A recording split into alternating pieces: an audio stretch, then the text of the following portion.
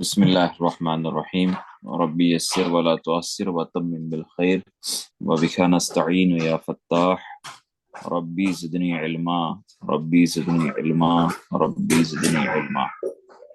الحمدللہ ہم لوگوں نے کتاب النحو کے اندر پہلا باب جس کے اندر کلمے کی بحث تھی، اور اس میں ہم لوگوں نے یہ دیکھا کہ کلمے کے اقسام جو ہے وہ بنیادی اقسام وہ اسم ہے، فعل اور حرف، اس کو سمجھا۔ اور پھر آگے ہم لوگوں نے مشق بھی کیا، جو مشقیہ سوالات ہماری کتاب کے اندر موجود ہے اسے بھی حل کیا۔ آج انشاءاللہ ہم اپنی بحث کو آگے لے کر بڑھتے ہیں۔ ایک منٹ، پھر دوبارہ چلا گیا۔ اور اب ہم اسم کی بحث کتاب النحو کے اندر شروع کریں گے۔ چلیے،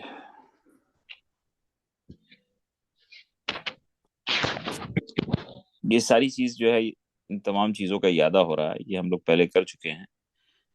پہلے ہم جو پہلی کتاب ہے کتاب النحو اور کتاب الصرف، اس کا اعادہ کریں گے۔ پھر اس کے بعد جو ہے ہم کتاب اس جو کتاب النحو اور کتاب الصرف کی جو دوسری کتاب ہے اس کا اعادہ کریں گے۔ تو اسم کی حالتیں، اس پر بحث ہے۔ اسم، حرف اور فعل کو ہم لوگوں نے بہت اچھی طریقے سے سمجھا، اور الحمدللہ آخری جو 10 صورتیں ہیں، علم ترا سے لے کر والناس تک اور سورہ فاتحہ، اس کے اندر ہر ایک لفظ کو ہم لوگوں نے پہچانا کہ وہ اسم ہے، حرف ہے یا فعل ہے۔ اب اسم کی حالتیں، اسم جو ہے بنیادی طور پر 3 حالتوں میں پایا جاتا ہے۔ فاعلی حالت، دوسرا ہے مفعولی حالت،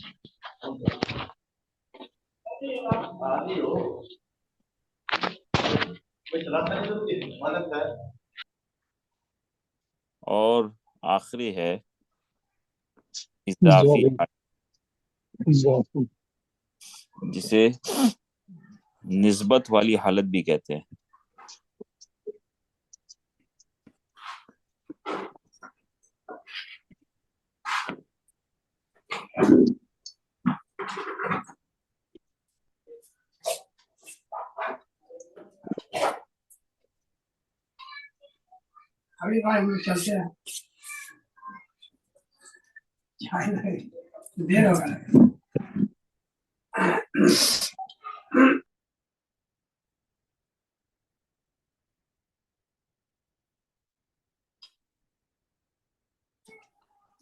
تو اسم کی 3 حالتیں ہیں، فاعلی حالت، مفعولی حالت اور اضافی حالت۔ اب ان حالتوں کو پہچاننے کے لیے کچھ علامات ہے۔ اب اس کی مثال کے طور پر ہمارے کتاب میں ایک مثال دی گئی ہے جملے میں، ماں نے بچوں کو ہاتھ سے کھانا کھلایا۔ تو سب سے پہلے تو ہمیں اس میں اسم، فعل اور حرف پہچاننا ہے۔ تو ماں نے بچوں کو ہاتھ سے کھانا کھلایا، اس کے اندر بتائیں اسم کون ہے اور فعل کون ہے اور حرف کون ہے؟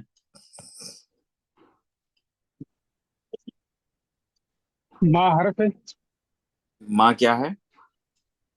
حرف حرف کیسے ہوا؟ حرف کی تعریف کیا ہے؟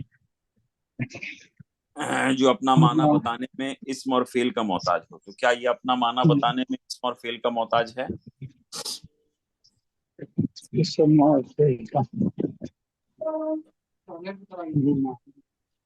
جی،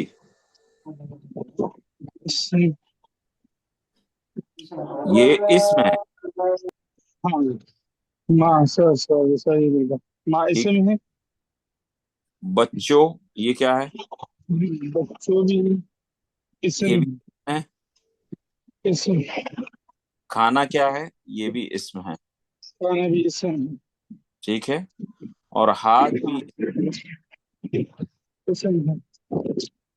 فعل کیا ہے یہاں پہ، کام کیا ہو رہا ہے؟ کھلایا کھلایا، یہ ہاں فعل. کو اور نے سے نا اور نے یہ حرف ہے، اور حرف سے ہے. یہ حرف ہے.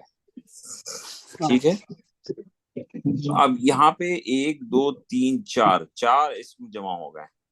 تو اب ہمیں پہ سمجھنا ہے کہ بھائی اس میں فاعلی کون حالت میں ہے اور مفعولی حالت میں کون ہے اور اضافی حالت میں کون ہے. ہم لوگوں نے کئی بار کیا کہ فاعلی سے مراد وہ ہے جو کام کرنے والا ہے. تو یہاں پہ کام کرنے والا کون ہے اس جملے کے اندر؟ ماں ہاں، تو یہ فاعلی حالت میں ہے. اچھا، کام کس پر ہو رہا ہے؟ بچوں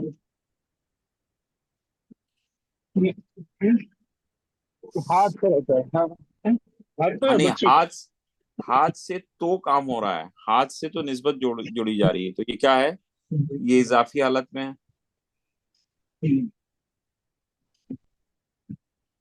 اور بچے کیا ہے؟ ماں نے بچوں کو، یہ مفعولی حالت میں ہے.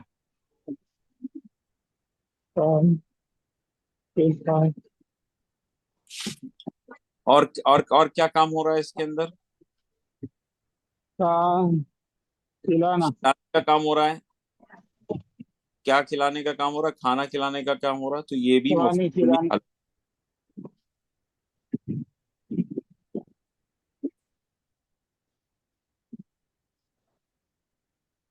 اچھا، اردو کے اندر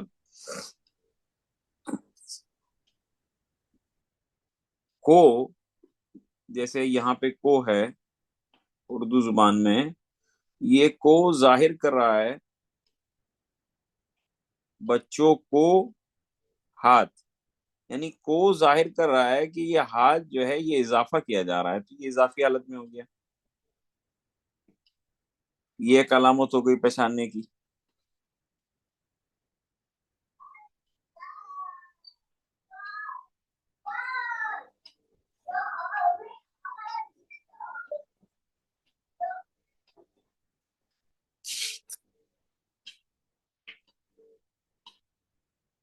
اور پھر سے جو ہے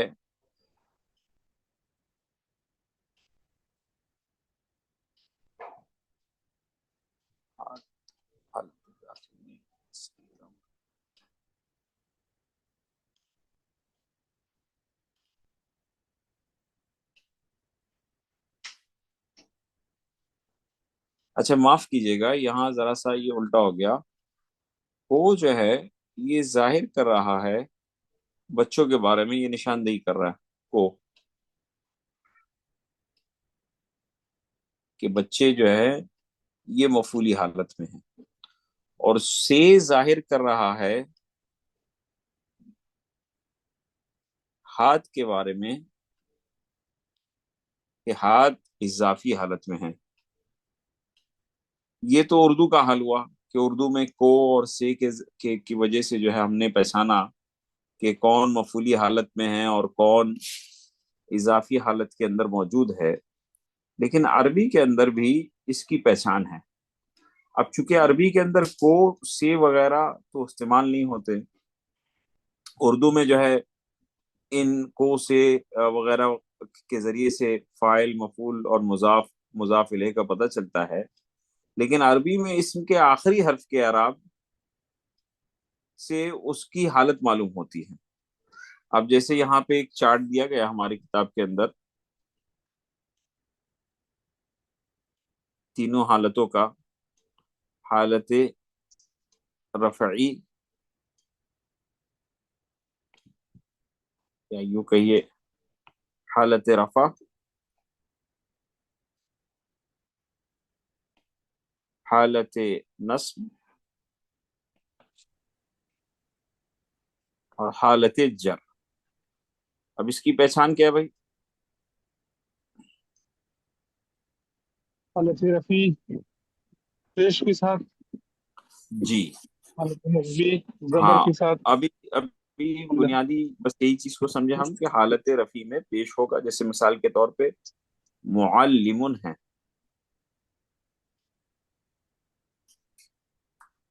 یا یوں کہی، ہاں.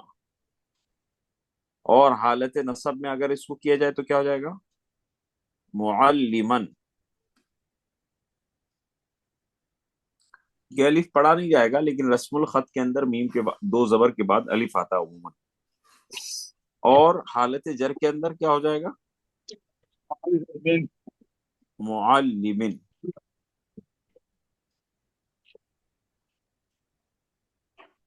اسی طرح اگر مان لیجیے الف لام جوڑ کر بنایا جائے تو کیا ہو جائے گا؟ المعلم.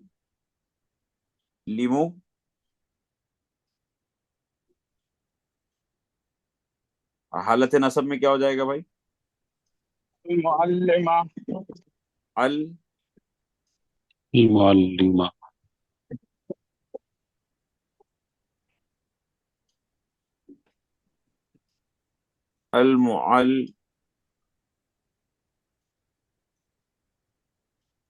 معلمہ.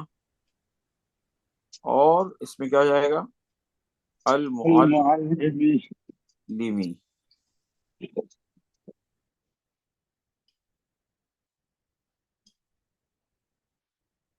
اچھا، یہ تو مذکر کے لیے ہو گیا.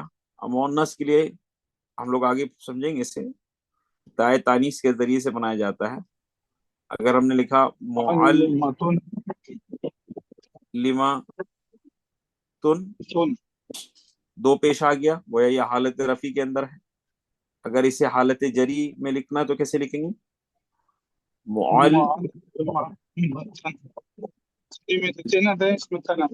ہاں، لیکن یہاں الف کا اضافہ نہیں کریں گے رسم الخط میں، کیونکہ تائے تانیث کے بعد دو زبر پر اگر تائے تانیث آخر میں آ جائے اور اس پر دو زبر آ جائے تو الف کا اضافہ نہیں کیا جائے گا رسم الخط میں. اس کو یاد رکھنا ہے.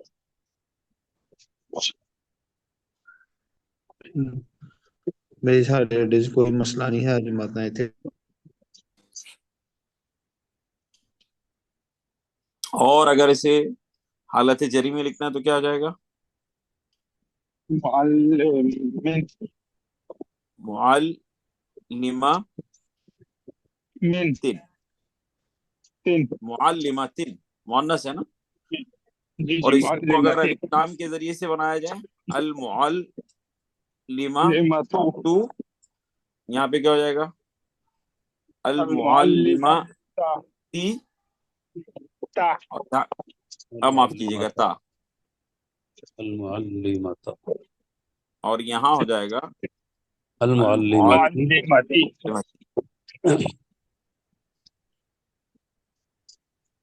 اب اس کی مزید وضاحت جو ہے کچھ قرآنی مثالوں کے ذریعے سے دی گئی ہے. جیسے لفظ اللہ جو ہے قرآن پاک کے اندر کئی بار استعمال ہوا ہے، اور تین ایسے جملے دیے گئے ہیں قرآن پاک کے جس میں لفظ اللہ ایک جملے کے اندر حالت رفعی میں ہے، اور دوسرے میں حالت جری میں یا یوں کہیے حالت نصبی میں ہے، اور تیسرے میں حالت جری میں ہے. ابھی ہم لوگ جو ہے اس کو پہچانیں گے. جیسے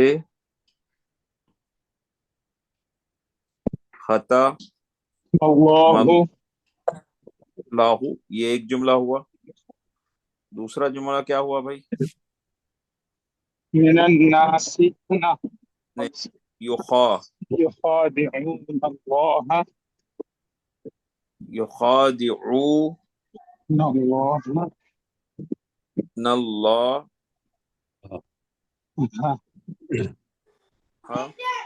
آمنا بالله، اور تیسرا جملہ کیا ہے؟ آمنا بالله، آمنا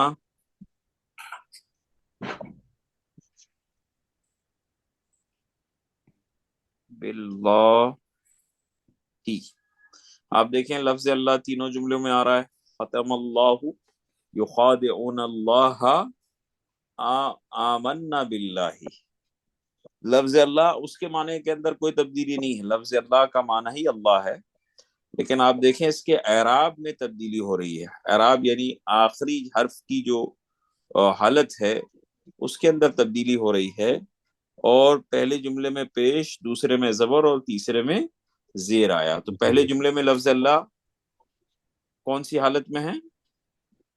رفعی. رفعی حالت میں. یہ حالت رفعی میں. رفعی میں ہے.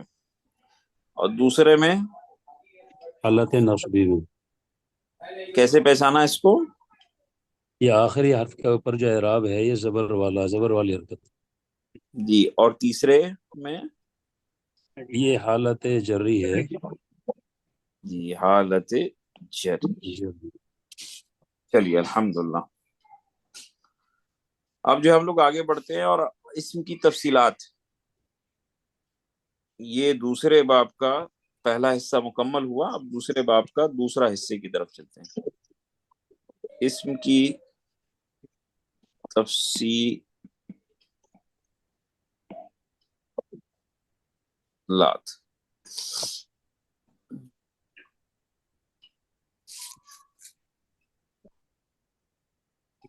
اسم کی تفصیلات میں جانے کے لیے اسم کی 4 اعتبار سے تقسیم کر سکتے ہیں. ٹھیک ہے، اگر اس کی تفصیل ہم کو سمجھنا ہے. وہ 4 اعتبار کیا ہے بھائی؟ سب سے پہلے تو جنس کے اعتبار سے اسم کو سمجھ سکتے ہیں ہم لوگ. عدد کے اعتبار سے. دوسرا عدد کے اعتبار سے. وسعت تیسرا کے اعتبار وسعت یا سے. تعین. دوسرا اعراب. اعراب. اور چوتھا کیا ہے؟ اعراب. اعراب کے اعتبار سے. اعراب ہم لوگوں نے کیا ہے ابھی اوپر، لیکن اس کی مزید وضاحت کریں گے ہم لوگ انشاءاللہ. جی.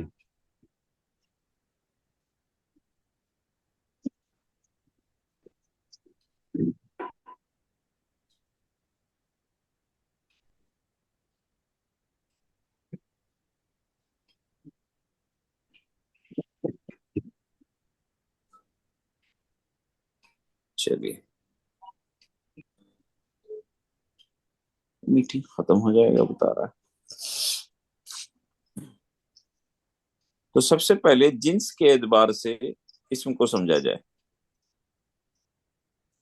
جنس کو انگریزی میں مذکر مؤنث. جینڈر کہتے ہیں. تو جنس کے اعتبار سے اسم 2 حالتوں میں پایا جاتا ہے.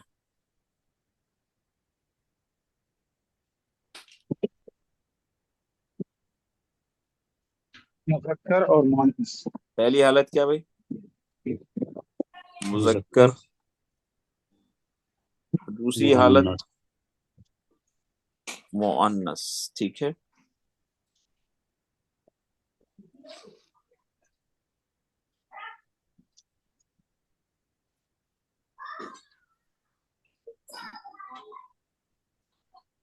دیکھیے گرامر کے اعتبار سے عربی گرامر میں ان اسما کو مذکر کہا جاتا ہے. نمبر 1 جو مذکر نام ہو،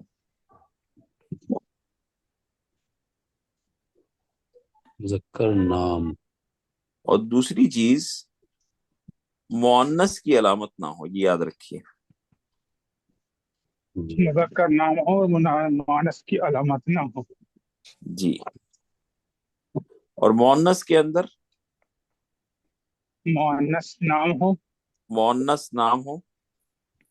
مؤنث نام ہو اور مذکر کی علامات نہ ہو. نہیں مؤنث کی علامت. مؤنث.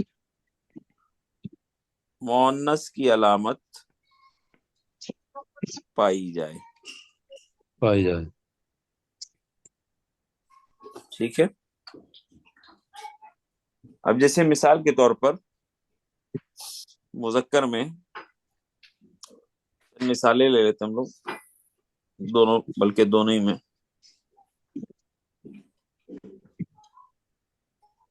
زیدن.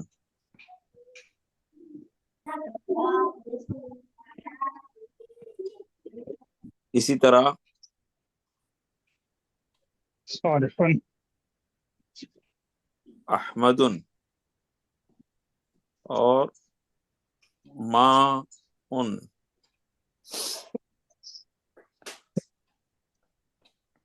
اس کی بھی مثالیں لے لیتے ہیں، جیسے فاطمتن، فاطمہ، زینبو. دیکھیے یہ مؤنث نام ہے یہ سب. عائشہ، اور اسی طرح جنتن.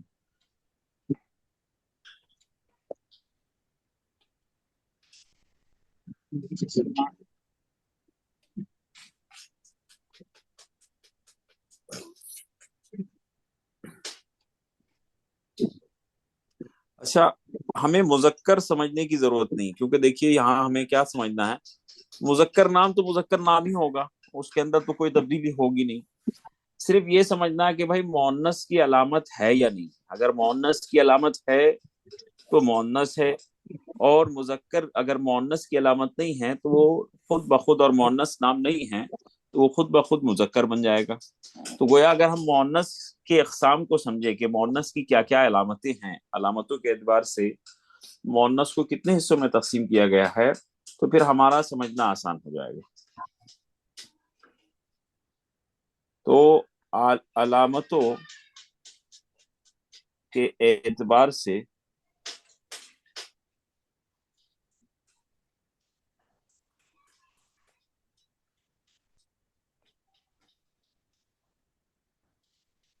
مؤنث کی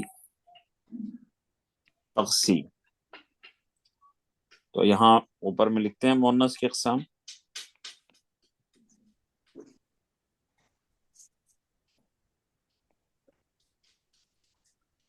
یاد رکھیے جو ہمارے کتاب کے اندر درج ہے کہ 3 حصوں میں اسے تقسیم کر دیا گیا. ایک ہے حقیقی، سماعی، دوسرا ہے قیاسی، تیسرا ہے سماعی. اور تیسرا ہے سماعی.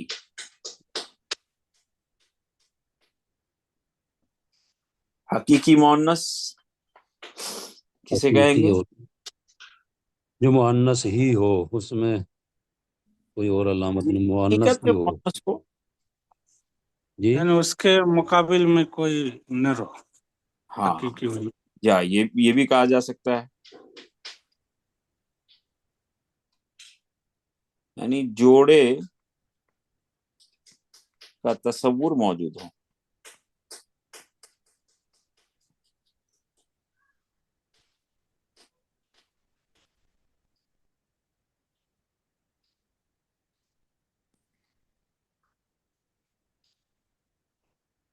جیسے مثال کے طور پر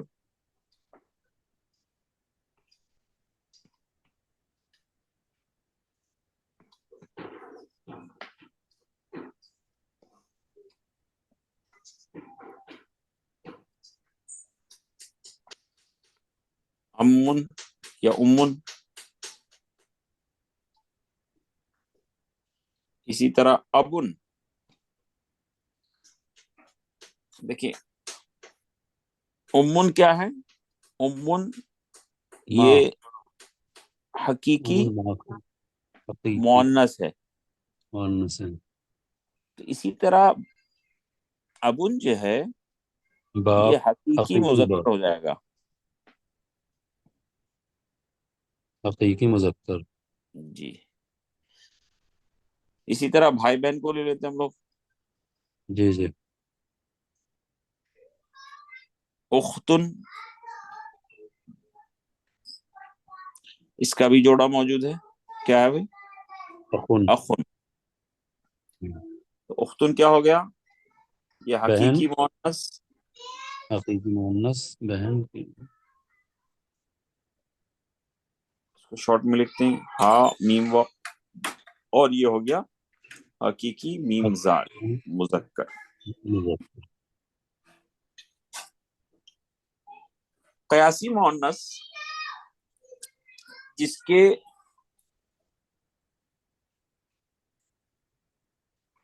آخر میں علامت تانیث ہو، یعنی مؤنث کی علامت ہو.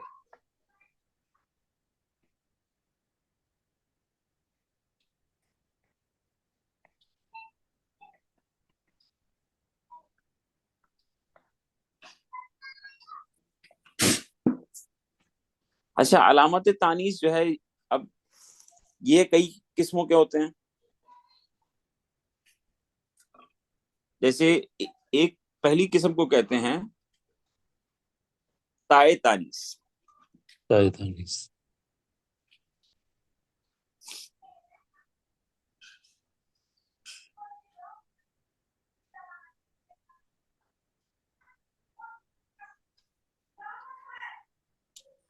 پہلے کو کہیں گے تائے تائے تانیث.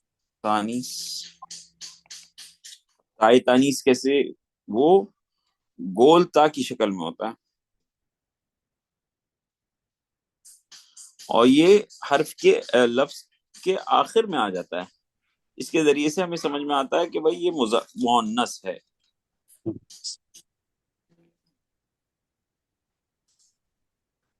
جیسے مثال کے طور پر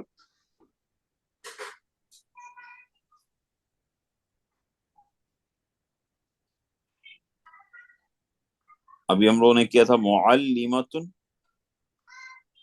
جی.